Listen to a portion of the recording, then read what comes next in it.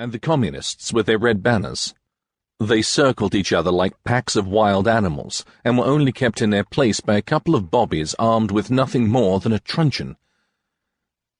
After making sure I knew where the important buildings were and that I could find my way around the city, I headed back to the university. We had been given a detailed program before we arrived, and I knew that there was a formal dinner to be held in the main hall that night. Dad had ensured that I knew how to conduct myself, and I had a good dinner suit, shirt and silk tie. I also knew the correct order for both food and cutlery. He had had to learn the hard way. I had been taught from birth. I made sure that I was ready in plenty of time. As I descended the stairs, I was nervous. I was used to meeting strangers. After all, moving around with Dad so much meant I constantly met new people. The difference here was that I would be with them for 3 years. Mistakes I made now would live with me for my whole time here.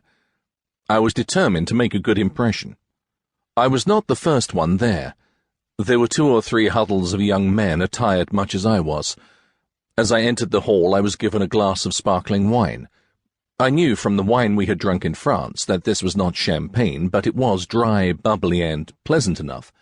I was pleased that Dad had insisted that I have a well-tailored dinner suit, for I soon saw that the others had equally fine suits too. I saw that the majority of the people in the room were students, but one, with slightly graying temples, was obviously not. I took him to be a professor. I hovered on the periphery. I was still a little shy in those days, and I listened. It was one of the students who was speaking.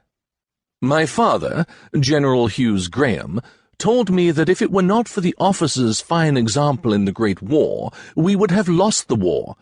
They were steadfast, noble, and brave. What do you think, sir? I saw that the older man found the question a difficult one. I had learned, from receptions hosted by my parents, how to watch people. This man, I took him to be an officer from the Great War, cleared his throat and took a sip of his wine.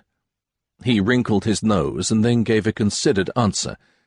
He was being diplomatic, and the answer he gave would reflect that.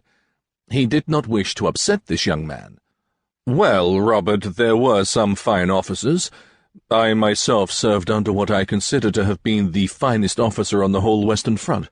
However, the ordinary Tommy was a remarkable chap. He could endure the most frightful of experiences and still not only be cheerful, but go over the top in machine-gun fire, which, quite frankly, was suicide.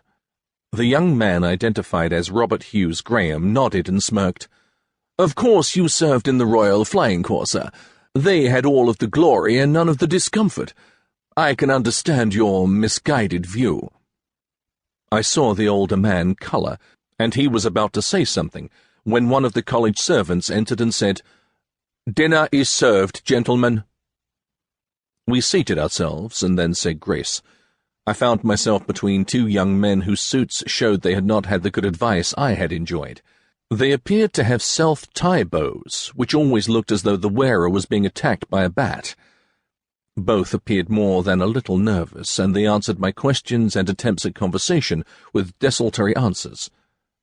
I ate the meal and sipped the wine. If this was university life, then I would find it boring. After the meal, the older man stood. "Gentlemen, you may loosen your ties, and you may smoke if you wish."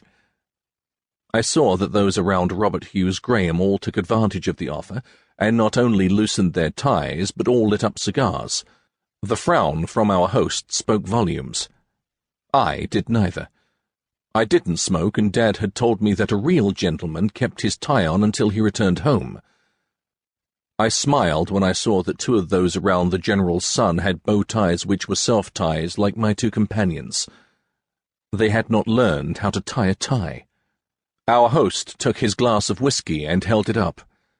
"I will give you all a toast.